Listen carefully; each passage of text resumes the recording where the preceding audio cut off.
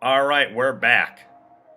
And we're finally back with another episode of What Could Have Been in Wrestling. And this is episode 41. This week we're going back to the summer of 1993. And we're going to talk about what if Lex Luger had defeated Yokozuna and became the WWF champion. So let's just jump right into this topic. At King of the Ring earlier that summer, Yokozuna had beaten Hulk Hogan and had become the new champion.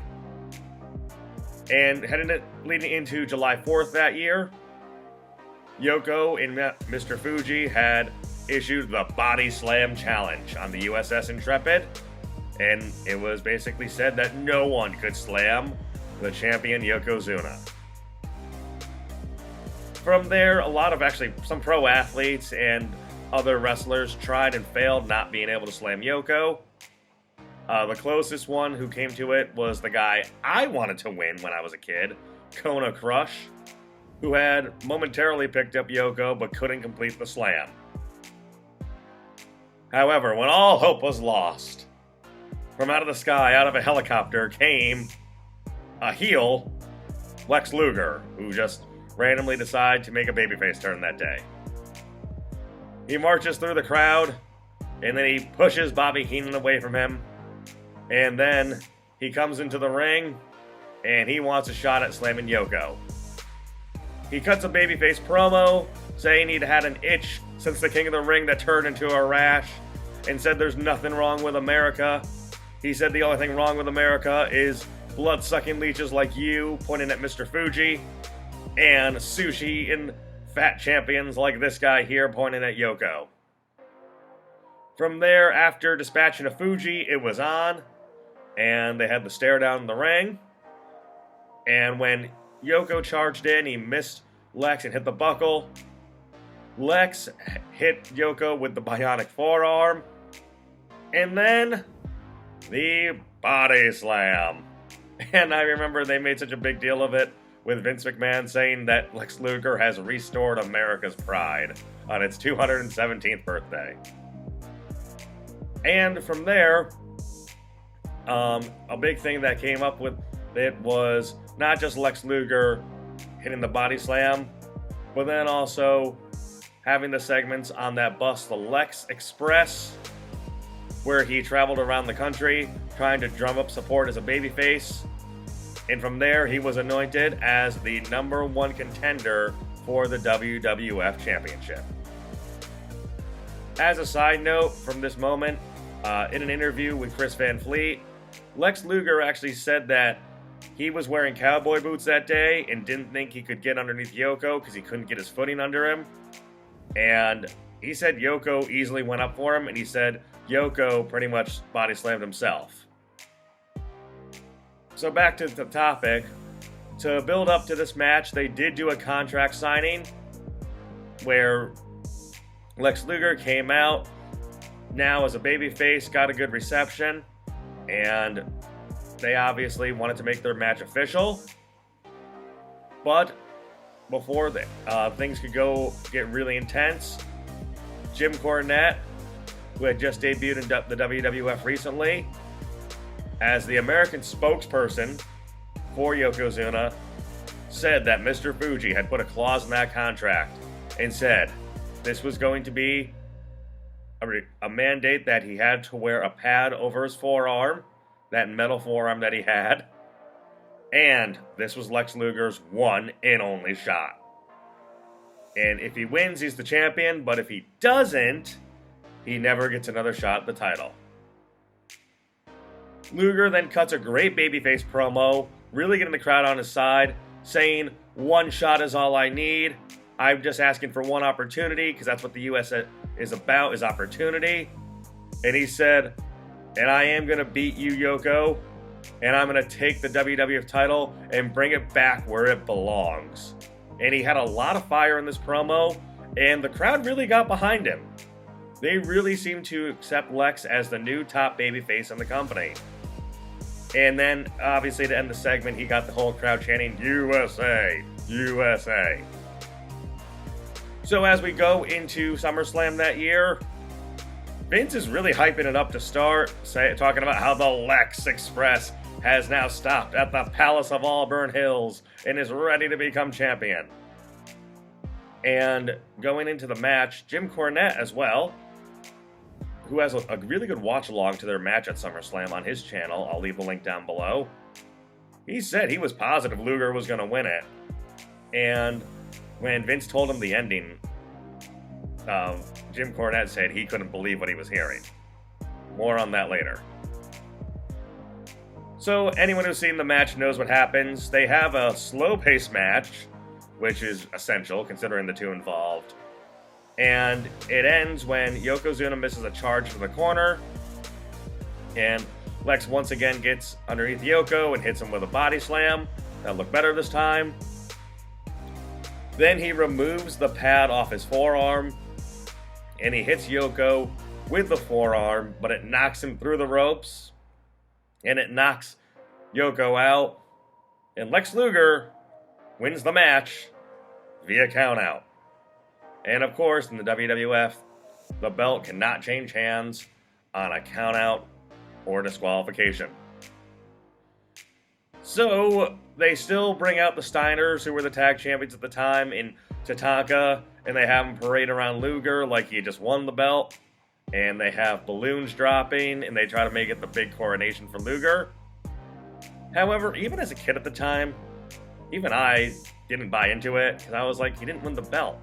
He won the match, but he didn't win the belt, and he's not going to get another shot at it. And I feel like it really killed whatever momentum they had built with Luger from that July 4th to that contract signing. I really think died that night. And I think that was really the beginning of the end as Luger being presented as a top guy in the company. So instead, what could have happened is I think Luger should have won the belt that night.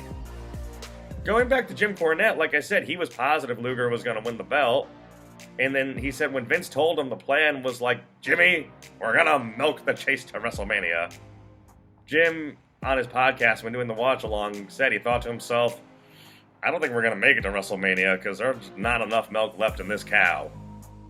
And obviously, as history shows, Jim was right, because the man who walked out of the WrestleMania that year, WrestleMania 10, was not Lex Luger as champion. It was Bret the Hitman Hart, as he got the real coronation because he got the same kind of celebration Luger got at SummerSlam. It's just that Bret left that night as champion, unlike Luger. So in this instance, what I think should happen is you can still have the same setup with the body slam, but Luger can then come off the top rope, and he can nail Yoko with the forearm, knocking him out in the middle of the ring. And then the cover, and we can get a 1, 2, 3. And Lex Luger is your new WWF champion. And then that celebration with the Steiners holding him up and parading him around, and obviously the confetti and balloons falling, would make a lot more sense. Because then you could have Vince signing them off, celebrating Luger as basically what he wanted him to be, the new Hulk Hogan, and celebrating Luger as the champion, and something that Vince tried to put over, unquestionably a real American hero. This, I think, would have kept Luger's momentum going forward, and it really would have gotten him over more with the fans who wanted to see a babyface champion, and I really think that this was Luger's time to win the belt.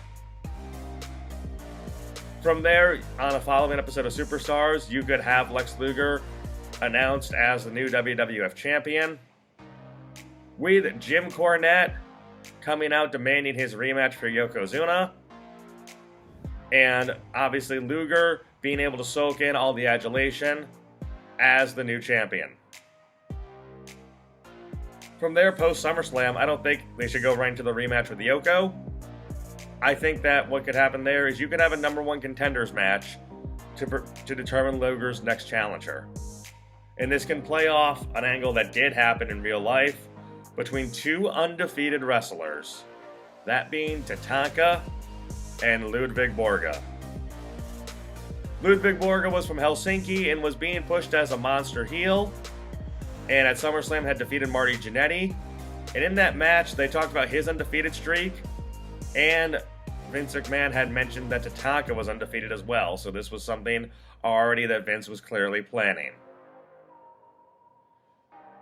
Ludwig Borga and Tatanka did have a match in the Battle of the Undefeated Streaks, and it was pretty much a squash match with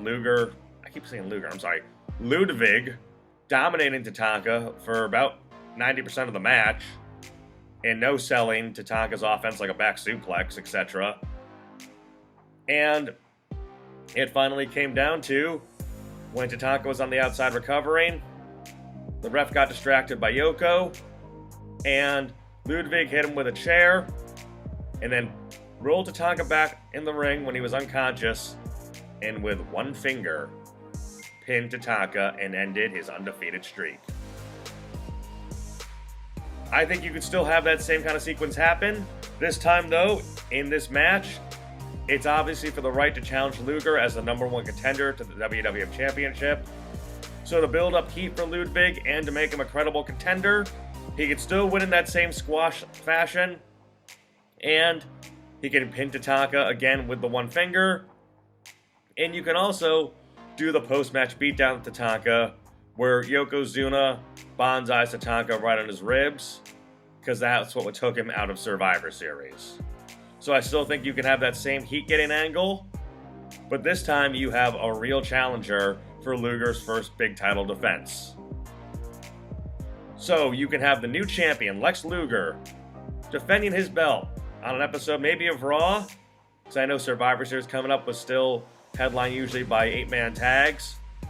So like I said, on Raw or Superstars, you can have Luger taking on Ludwig Borga for the title. And in that match, it could be a good back and forth match.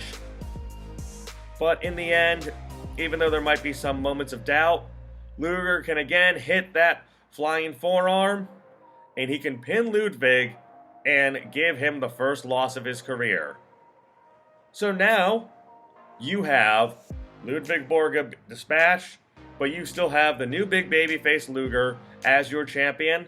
So now he's really been built up as a credible champion and a real top babyface, having pinned Yokozuna, ending his undefeated streak, and now having pinned Ludwig Borga, ending another foreigner's undefeated streak. So now you have obviously your top face in Luger heading into Survivor Series. He can still captain an all-American team versus the Foreign Fanatics team.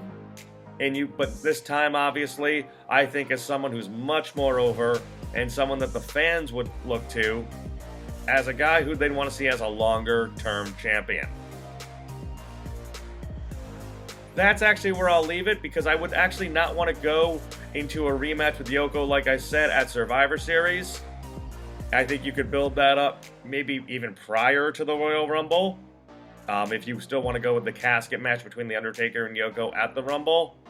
But instead, you can obviously have Luger and Yoko hinting at a rematch post his Ludwig Borga feud, but I think that would still be something that would happen post Survivor Series. So that's actually where I'd want to leave it for now. I just wanted to give a rundown of why I think Luger should have won the belt there and how it could have really catapulted his career, and what you could have done with him post SummerSlam to establish him as a credible champion. And then obviously how you could hint at a rematch between him and Yoko going forward post Survivor Series of that year. So let me know what your memories are of this match. If you did watch it back, if you were watching back then in the 90s, if you wanted Luger to become the champion, or if you're happy with how it went with Bret Hart still becoming champion and Luger kind of fading into mid-card obscurity until he left for WCW. So again, that's where I'll leave it. Please leave a comment down below. Don't forget to like and subscribe, and I'll be back soon again with more topics on what could have been in wrestling, and I appreciate everyone's support as always. Take care, guys.